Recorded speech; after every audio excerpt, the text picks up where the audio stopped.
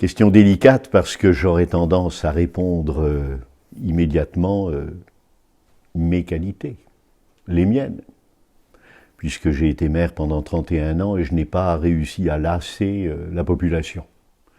Et d'ailleurs, si je prends congé d'elle, c'est parce que j'ai une personne formidable à mes côtés qui va apprendre la suite, qui aura l'énergie pour emmener une équipe, qui a la connaissance du territoire, qui a toujours été de grande fidélité dans tous les débats que nous avons pu mener ensemble.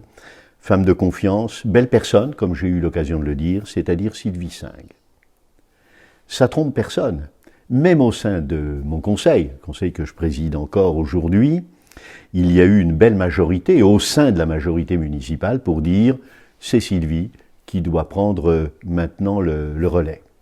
Alors les qualités, il faut aimer le territoire, aimer la population, il faut avoir le sens du dévouement, de l'abnégation, de la fidélité, de la loyauté, il faut être disponible, et puis il faut avoir cette capacité à tout entendre, et ensuite à décider.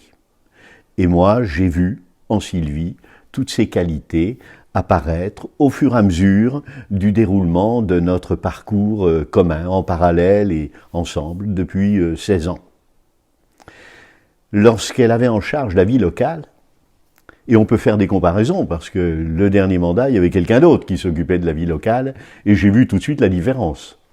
Et donc, Sylvie a su se faire aimer, écouter les associations, les rassembler. Elle avait constitué le cercle de l'étang, le cercle à l'Auberderie, et là, elle a fait un travail extraordinaire. D'ailleurs, le monde associatif continue de parler de l'époque où Sylvie avait cette responsabilité. Puis ensuite, ces dernières années, elle s'est occupée du patrimoine, et elle s'est occupée des services techniques, unanimement appréciés par l'administration et apprécié, je le sais, par la population qui témoigne aujourd'hui du plaisir qu'elle a eu, cette population, à voir Sylvie s'investir dans ce domaine.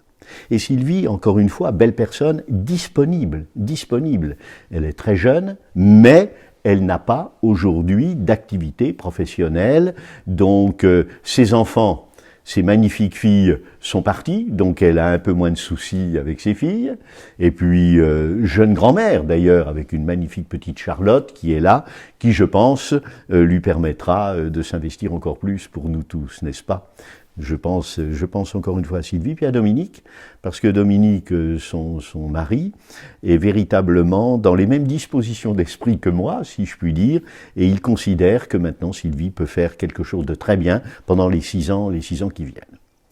Il faut qu'elle gagne, et il faut que cette équipe gagne, parce que c'est une équipe empreinte de grande solidarité, où on sent la qualité, parce que j'ai eu à connaître cette équipe, bien évidemment, j'ai senti la qualité de chacun des membres de ce que constitue Sylvie autour d'elle. C'est important, très important.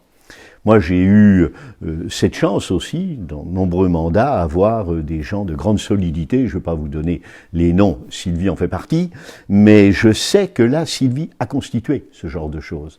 Et ça, c'est une qualité. Et puis, je vous écoute, je vous rencontre, vous exprimez sur les budgets, sur la fiscalité, sur l'urbanisme, sur l'application de la loi SRU, sur la mixité, sur le PLU, mais aucun avis dissonant. Vous êtes tout à fait en phase.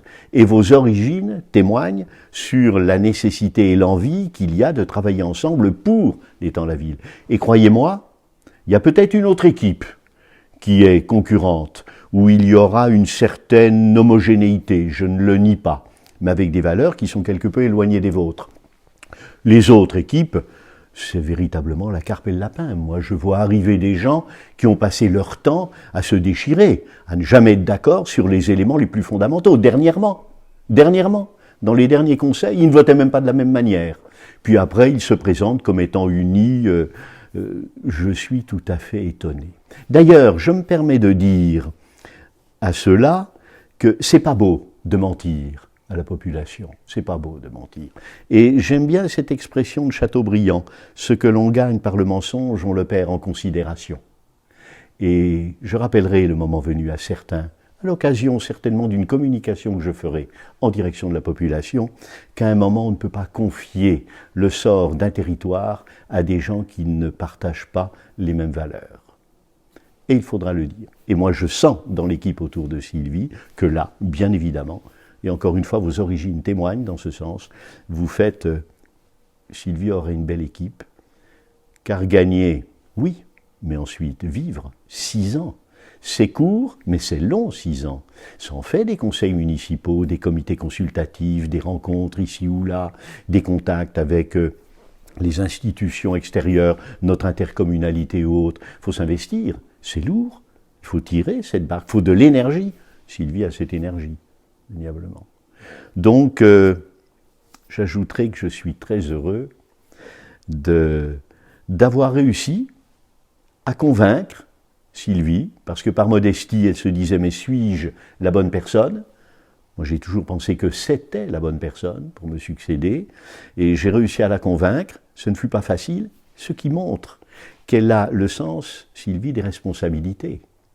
Elle ne s'auto-proclame pas, comme j'ai vu ici ou là, avec des gens qui parlent d'eux-mêmes, comme si ils avaient toutes les qualités ou autres, ce qui me fait d'ailleurs sourire, parce que les ayant pratiqués de quelques années, je me disais pas possible qu'on puisse se méconnaître à ce point-là. Sylvie se connaît bien, modeste, mais courageuse, de l'envie. Elle fera un excellent maire. Elle rassemble toutes les qualités que je considère qu'un maire doit avoir.